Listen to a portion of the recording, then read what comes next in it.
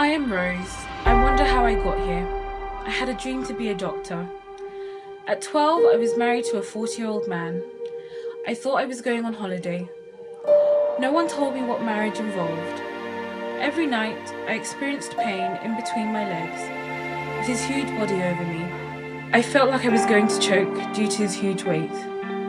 When I asked him to stop, he beat me into a pulp every night, that I became too afraid to refuse to open my legs. At 13 years old, I saw my tummy grow big. I was pregnant. Childbirth was a huge nightmare. The doctors told me that due to female genital mutilation and my young age, my nightmare would be prolonged. As my beautiful Lily came into my life, so did the constant stench of urine from a complication of childbirth. My husband kicked me out at 14 and called me a dirty little girl who was of no good. My parents refused to house me without constant horrible stares. I got lucky and some visiting surgeons took away the stench of urine. At 16, I was repaired and ready for my next trade-off. To a caring husband who saw me give birth to 4 other beautiful children.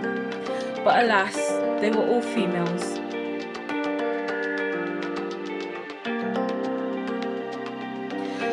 At 10 years of marital bliss, I walked in on my husband trying to rape Lily. I slept.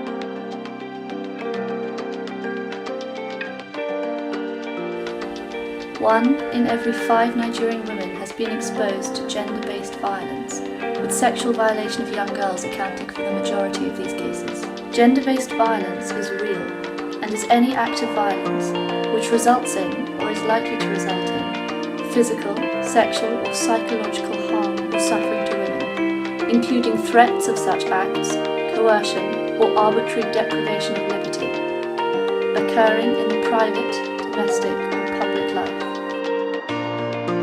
Gender-based violence continues to produce a ripple effect in Nigeria.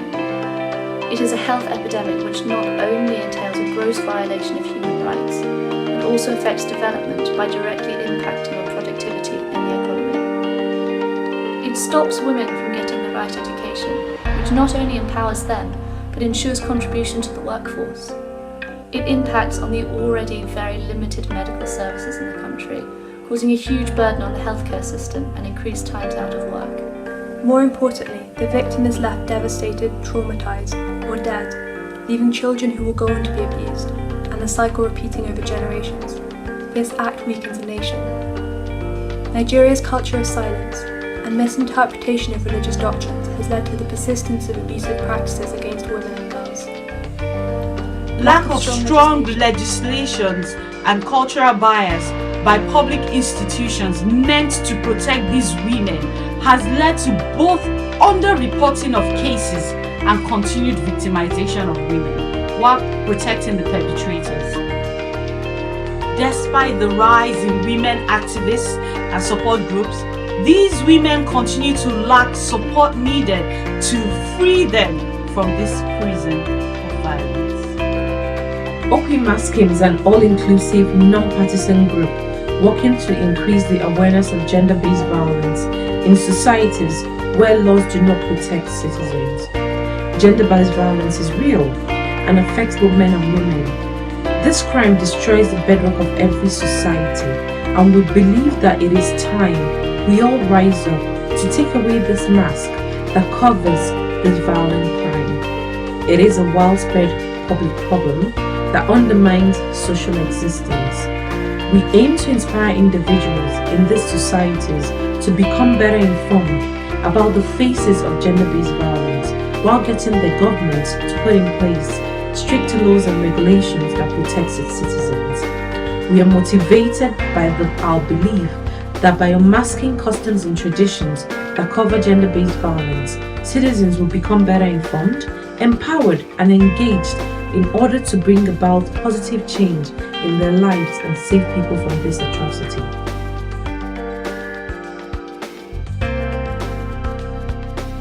Safe Haven is intended to be a sanctuary where citizens can obtain education, counseling in times of conflict, new skills acquisition to help build their career. Also a place where they can receive temporary succor in the event of displacement from their home. The Safe Haven will run a series of public awareness programs while developing a portfolio of information and educational resources. Our resource department would run programs that indicate access towards seeking appropriate help in times of danger. We also intend to get governments to bring in more concrete laws to protect its citizens and ensure that law enforcement agencies act appropriately and promptly. Thank you. As we move forward, we require the assistance of parties with the development and/or implementation of our education and outreach programs, acquiring appropriate structures for the safe haven, and also as advocates and ambassadors of gender-based violence. Please stand with Okwui today as we unmask this menace. Together we can nurture a culture of active civic engagement to strengthen our communities and eradicate this violence.